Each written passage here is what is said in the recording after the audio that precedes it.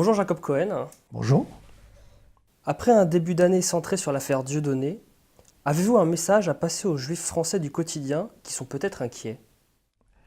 Sur ce plan-là, je suis assez, comment dire, je dirais pas réservé, mais j'ai pas mal de soucis à me faire en ce qui concerne ce qu'on appelle, enfin, disons les juifs communs, les juifs du quotidien, ceux qui travaillent, ceux qui souhaitent vivre tranquillement et travailler tranquillement en toute sécurité, et qui sont pris malgré eux souvent dans cette tempête, ce maelstrom. Et ils sont, pour moi, ils sont l'objet de manipulation, des choses de politique qui les dépassent. Ça me rappelle un peu les Juifs du Maroc. Je viens du Maroc. Et quand j'ai assisté à toute cette communauté qu'on a fait partir des dizaines de milliers de personnes ou des centaines de milliers, comme dans d'autres pays arabes, et un peu malgré eux, ils ne savaient même pas ce qui leur arrivait. Et puis, ils ont été le jouet de politiques qui les dépassaient, comme en Égypte, en Irak. Souvent, on a créé l'insécurité, on a même organisé des attentats pour créer cette insécurité, pour ne pas leur laisser le choix. Et j'ai l'impression que la majorité, enfin une bonne partie de ces juifs du quotidien, comme vous dites, sont l'otage de choses qui les dépassent. Bien sûr, pour moi, ils ne sont pas des vrais sionistes dans le sens où, pour moi, être sioniste, c'est partir en Israël, c'est-à-dire réaliser l'idéal sioniste. Bon, aimer Israël, après tout, pour un juif, c'est... On ne peut pas lui demander le contraire, enfin, à moins vraiment d'être conscient, d'être un militant, etc. Bon. Et malheureusement, très peu le sont, parce qu'ils grandissent dans un environnement juif, plus ou moins traditionnaliste. Il est très difficile pour eux de remettre en question tout ça. Ou alors ils sombrent dans l'indifférence. Mais en même temps, ces gens-là n'ont pas envie. Moi, j'ai vécu au Canada aussi, je vis en France. Au Maroc, il y a la moitié de la communauté n'est pas partie en Israël parce qu'elle a vite réalisé qu'elle ne serait pas bien là-bas. Et donc, les millions de juifs aux États-Unis, en Amérique latine, en Europe, n'ont pas envie de vivre en Israël. C'est manifeste.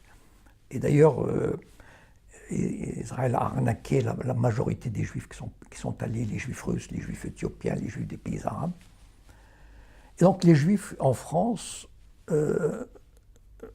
sont pris en otage par cette affaire, par exemple par l'affaire Dieudonné, où on a créé l'insécurité dans des buts bien précis. C'est d'abord de faire partir un certain nombre d'entre eux, de créer cette insécurité. Qui c'est qui part finalement en Israël?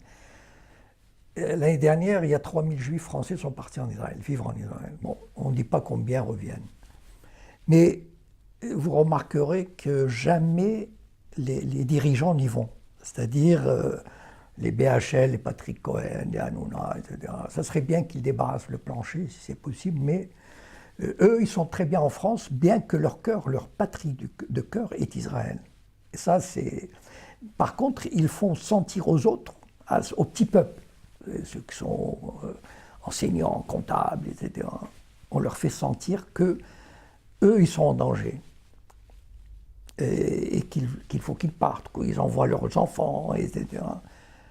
Et ils vivent dans des banlieues, donc ils vivent dans des situations difficiles, dans des conditions difficiles. Et ce sont eux qui trinquent, ou qui trinqueront. Parce que les riches, enfin ceux qui ont les moyens, ou ceux qui ont des relations, les Lanzmann, je ne vais pas tous les citer, les Alexandre Adler, etc. Eux, ils ont des moyens financiers, ils ont des relations.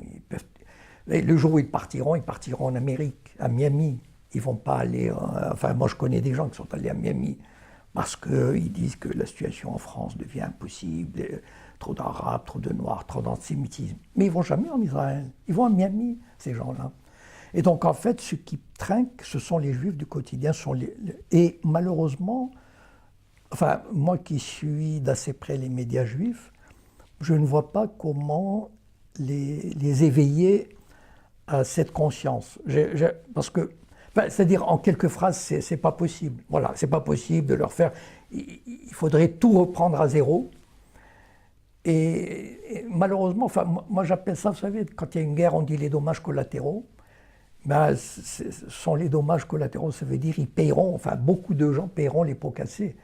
Mais vous savez, quand on crée des situations de conflit, de tension, de guerre, il y a toujours des populations innocentes qui n'y sont pour rien et qui payent les pots cassés. Je crains que le retour de bâton, quel qu'il soit, enfin, retour de bâton il y aura parce que on ne peut pas, le CRIF ne peut pas continuer sa domination insupportable, arrogante, dans l'impunité totale, comme la Ligue de défense juive, d'imposer le soutien à Israël, etc., sans qu'il y ait un jour un retournement de situation.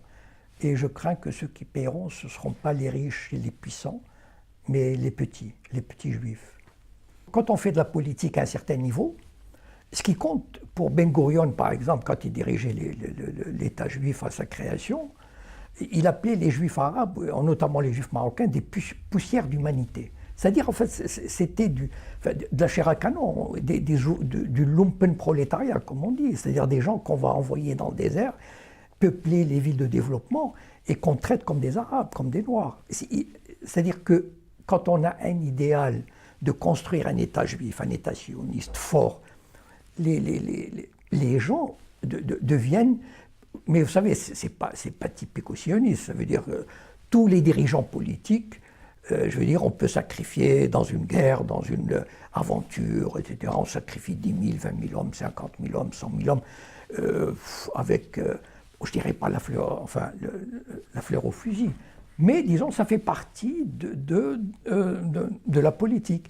Et donc les dirigeants juifs, eux, ils ne voient pas l'intérêt immédiat du petit, ils voient comment dire, la vision à long terme, enfin la vision qu'ils ont, c'est-à-dire il faut créer un État d'Israël puissant, fort, et puis, mais vous savez, les dirigeants communautaires, au Maroc par exemple, comme en France, ont toujours essayé, quand les sionistes venaient chercher des juifs, on leur donnait les pauvres, les vieux, les malades. Parce que pour les dirigeants communautaires, ça leur permettait aussi de se débarrasser de tous ces poids inutiles.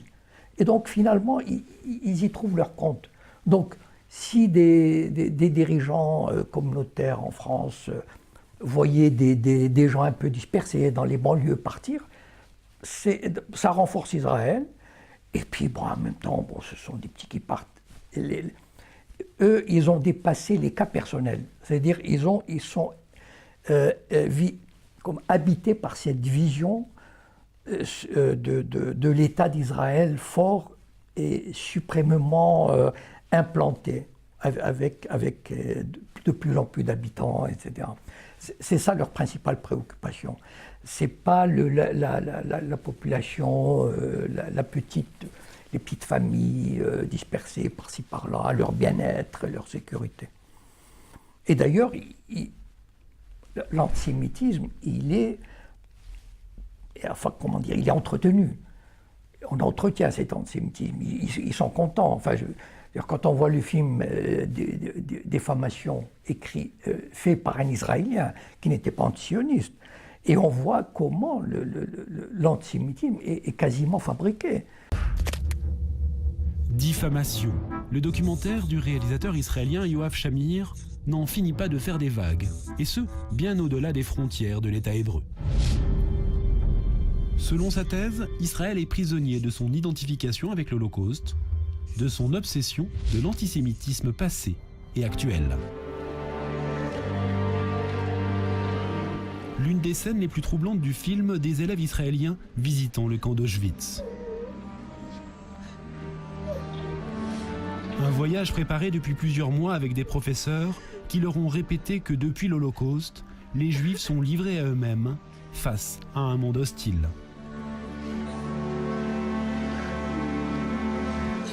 Yad Vashem, le mémorial de l'Holocauste, est régulièrement utilisé à des fins politiques. Ainsi, l'inauguration il y a quelques jours de l'exposition des plans du camp d'Auschwitz-Birkenau. Pour l'occasion, le Premier ministre Benjamin Netanyahou a invité des diplomates du monde entier. Il leur a rappelé que si l'Iran se dote de la bombe atomique, le peuple juif pourrait connaître un nouvel holocauste. C'est-à-dire qu'on crée l'antisémitisme de toutes pièces. Alors, il faut entretenir, il faut toujours dire qu'il y a de l'antisémitisme. Sharon, en 2002 ou 2003, il a dit il faut créer l'antisémitisme parce que ça favorise, d'abord, ça réunit les Juifs autour d'Israël et ça favorise le départ des Juifs vers Israël. Les Français de confession juive devraient émigrer immédiatement en Israël, à en croire Ariel Sharon. Le Premier ministre israélien, lors d'une réunion publique, a estimé qu'il se répandait en France un antisémitisme déchaîné. Je dois dire que le gouvernement français a pris des mesures contre tout cela, mais somme toute, si je devais m'adresser à nos frères en France, je leur dirais une chose.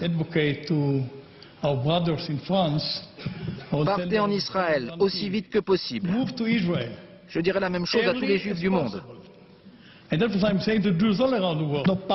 Ariel Sharon affirme que 10% de la population française est composée de musulmans, ce qui explique selon lui la montée du sentiment anti-juif. Il verse des larmes de crocodile quand il y a « ah là là, c'est malheureux, il y a de l'antisémitisme ». Mais en fait, il favorise l'antisémitisme. Ils sont, comment dire, pour eux, c'est le moteur, c'est l'essence de leur... comment dire, c'est le moteur de leur politique, de leur vision. S'il n'y avait pas d'antisémitisme, les gens iraient, enfin, à la limite, les gens même quitteraient Israël. Qu'avez-vous pensé de la décision du Conseil d'État d'interdire le spectacle de Dieudonné? Je pars de l'idée suivante. L'État français, c'est-à-dire la France, l'État français a mis tous les moyens qu'il peut avoir à sa disposition pour abattre Dieudonné.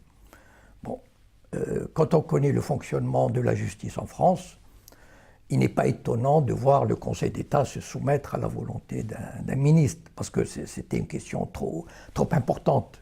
Bon, enfin, même des spécialistes de droit administratif, ceux qui ont eu l'honnêteté d'analyser l'arrêt du Conseil d'État et surtout les conditions dans lesquelles il a été pris, ont démontré que c'était vraiment un arrêt pour satisfaire le gouvernement de manière rapide et ponctuelle. Donc, enfin, évidemment, je ne suis pas un spécialiste pour juger, mais je pense qu'il y a eu des spécialistes pour juger de cet arrêt et de l'inopportunité de cet arrêt. C'est-à-dire, c'est un arrêt qui venait conforter une décision politique, mais moi, mon interprétation, c'est que l'État français a décidé une bonne fois pour toutes d'abattre Dieudonné. Et donc, il utilise tous les moyens à sa disposition et il a énormément de moyens. C'est-à-dire, il a la justice qui est totalement acquise, la police, le fisc et pratiquement les médias. Il n'y a pratiquement aucun média qui ose critiquer l'État français dans cette affaire de Dieudonné. Pourquoi? Parce qu'on avait dit une bonne fois pour toutes, Dieudonné est antisémite. Une fois qu'on a dit ça, c'est fini. Toutes les personnes doivent s'incliner devant cet oukase. Et donc, même les sociétés commerciales, par exemple, les sociétés d'édition, les sociétés de production. Pourquoi? Parce que en France, on a ce qu'on appelle le contrôle fiscal. Si une société ne s'incline pas devant la volonté du pouvoir, on lui fait un contrôle fiscal. Et un contrôle fiscal soigné, pratiquement aucune société ne sort indemne d'un contrôle fiscal. On a vu des éditeurs renoncer à publier un livre parce que l'État les a menacés d'un contrôle fiscal. Donc l'État dispose de moyens considérables. L'État n'est pas impartial dans cette affaire. L'État a décidé, sous la pression de qui on sait, du CRIF, etc., d'abattre Dieudonné. Bon. Et il faut, peut-être pas physiquement, et encore que si on pouvait le faire, peut-être qu'il le ferait, mais en tout cas de le réduire au silence. Parce que Dieudonné est je ne sais pas si c'est le premier, mais en tout cas, celui qui a réussi à, à démystifier et à ironiser sur la Shoah, sur le pouvoir du lobby juif. Il fait rire et son discours porte. Et c'est la première fois, enfin à cette échelle en tout cas, que toute la construction qu'on a établie autour de l'antisémitisme, de la Shoah, il est en train de se fissurer. Et c'est pour ça qu'il est devenu dangereux, c'est-à-dire dangereux pour le système. C'est la première fois que quelqu'un est venu à la télévision, a fait un sketch en 2003, en se foutant de la gueule d'un colon sioniste.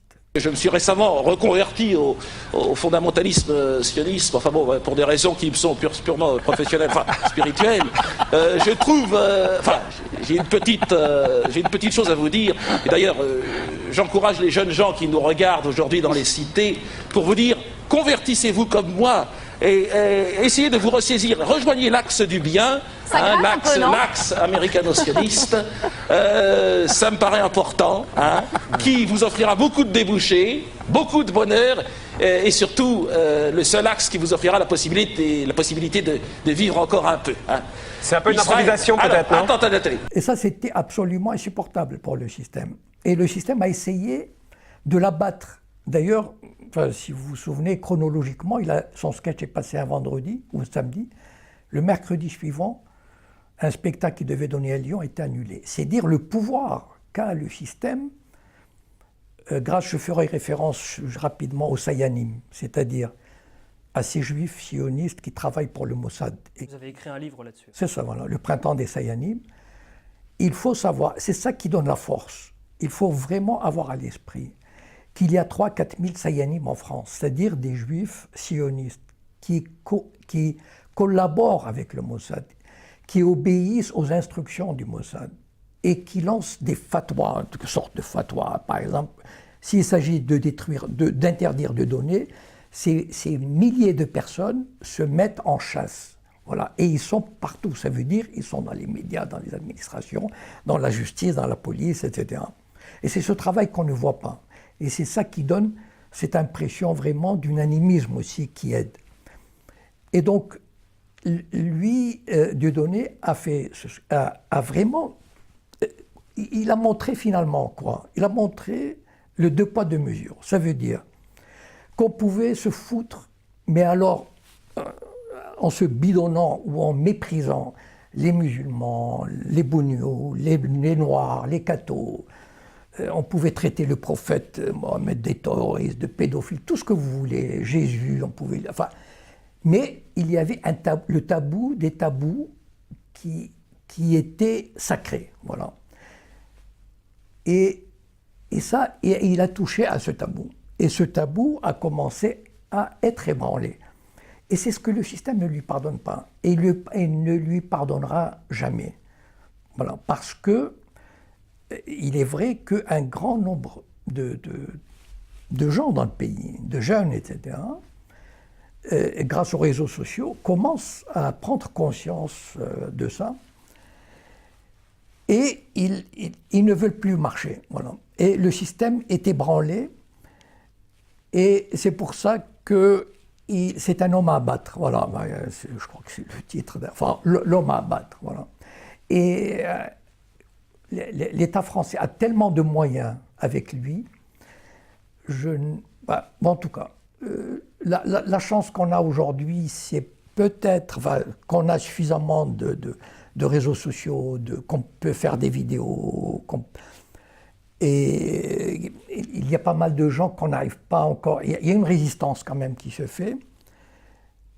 Alors, moi, je balance. C'est-à-dire, d'un côté, c'est vrai qu'il y a un mouvement de résistance, mais de l'autre, quand je vois cet État qui a décidé vraiment, avec tous ses moyens, d'abattre Dieudonné, ça me fait un peu peur. Enfin, je veux dire, je me dis, je ne sais pas si l'avenir s'annonce rose je ne suis pas très optimiste peut-être. Récemment, les médias ont beaucoup attaqué Alain Soral avec deux reportages. Pensez-vous que le travail de Égalité et Réconciliation et de Alain Soral mette en danger les Juifs de France? Non, ils ne mettent pas en danger les Juifs de France. Au contraire, il essaye, enfin, du moins en tout cas si je l'ai bien compris, il essaye d'avertir les Juifs de France, enfin les Juifs du quotidien comme ils les appellent. D'ailleurs j'aime beaucoup cette expression parce qu'elle est très, très concrète, elle veut dire, enfin ce qu'elle veut dire. Il veut avertir les Juifs de France de ne pas embarquer dans la combine sioniste. Parce que, comme j'ai dit tout à l'heure d'ailleurs dans la suite à la première question, parce que ce sont eux les dindons de la farce, en fait, finalement, les Juifs du quotidien. Ils sont manipulés par des gens qui n'ont pas le souci de leur sécurité, de leur bien-être, de leur intégration, et au contraire, ils font tout pour les communautariser, pour les isoler, les identifier. Moi, je peux dire, par exemple, en observant la communauté juive de France, depuis 20-30 ans, cette communauté tend à se refermer sur elle-même. Il y a 30 ans, il y a 40 ans, les Juifs de France étaient, la majorité en tout cas, s'intégraient dans la société, tout en restant juifs, enfin à leur manière, chacun sa manière, s'intégraient dans la société. Aujourd'hui, de plus en plus, j'ai pas mal de témoignages de ce côté-là, les Juifs de France tendent à se refermer sur eux-mêmes, à se construire, enfin à rentrer dans une forteresse. Et ça, c'est le travail communautaire, c'est le travail des médias, c'est le travail du CRIF, c'est le travail des responsables qui ont intérêt à, justement, à enfermer ces Juifs, il suffit d'écouter les médias juifs, à enfermer ces Juifs dans cette logique, dans cette dialectique de la sécurité, du communautarisme, l'antisémitisme grandit, personne ne nous aime, c'est terrible, il faut défendre Israël à tout prix, etc. Donc tout ça participe de ce système.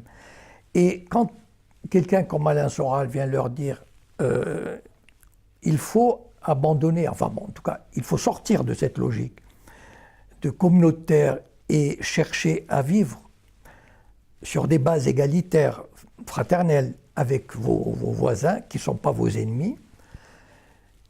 Et ça, comment dire, ça dérange la politique du CRIF, ça dérange la vision de Sharon, des dirigeants sionistes, etc. Parce qu'ils ne veulent pas. La plus grande phobie des dirigeants communautaires et des dirigeants sionistes, c'est l'intégration des Juifs. D'ailleurs, souvent, enfin, on voit des vidéos, c'est la hantise des mariages mixtes, la hantise des jeunes qui n'apprennent pas bien la Torah, qui n'apprennent pas bien Israël. Il y a des programmes énormes qui sont financés. Un jeune aujourd'hui qui a 15-16 ans peut aller passer 2 ans en Israël tout gratuitement, il peut aller faire des voyages en Israël tout gratuitement. Pour participer à Taglit, tu dois être juif, avoir entre 18 et 26 ans, ne jamais être parti en Israël avec une association. Taglit, c'est un voyage de 10 jours de haute folie. Taglit, c'est un voyage en Israël entièrement gratuit. Financé pour 1/3 par l'État d'Israël, pour le 2e tiers par des mécènes américains et pour 1/3 par ta communauté d'origine. En France, il s'agit du FSJU, le Fonds social juif unifié, grâce aux dons faits auprès de l'AEJF. J'ai eu une grande surprise, c'est que moi je pensais qu'on allait être sans arrêt dans un milieu militarisé, enfin avec plein de militaires et tout. Et finalement, on se sent très bien. Au moment où l'avion s'est posé sur le sol israélien, je pense qu'on a tous ressenti quelque chose. La chose la plus intéressante que j'ai vue, c'était la visite de Yad Vashem. C'était le moment où je crois que le groupe il a jamais été aussi soudé. C'était dur, mais c'était bien de faire. Le mur de Jérusalem. On se dit qu'il n'y a nulle part dans le monde où on peut se sentir plus proche de Dieu. Donc il y a tout un travail de voyage à Auschwitz, etc. Donc il y a tout un travail de récupération. Il faut récupérer ces jeunes et les enfermer dans cette forteresse judaïque, et donc la sortir de l'ensemble. Aujourd'hui, beaucoup de Juifs pensent, et après tout ce qui se passe évidemment, ils disent notre avenir n'est pas en France. Ils sentent moins leur avenir en France. Donc, mais ça c'est voulu, c'est-à-dire qu'en fait le discours de Soral, c'est de leur dire non, vous êtes des citoyens comme les autres, c'est-à-dire vous devez être des citoyens comme les autres, ni plus ni moins, et il faut travailler pour le bien-être de la France. Mais ça va à l'encontre du discours globalisant des sionistes et des dirigeants communautaires qui veulent avoir cette espèce de communauté renforcée, esprit tribal, comme dirait Gilad Atzmon, renforcer le tribalisme. Voilà. Tout ça pour défendre Israël, pour défendre ce pays, quel qu'en soit le prix. Jacob Cohen, merci beaucoup. Je vous en prie.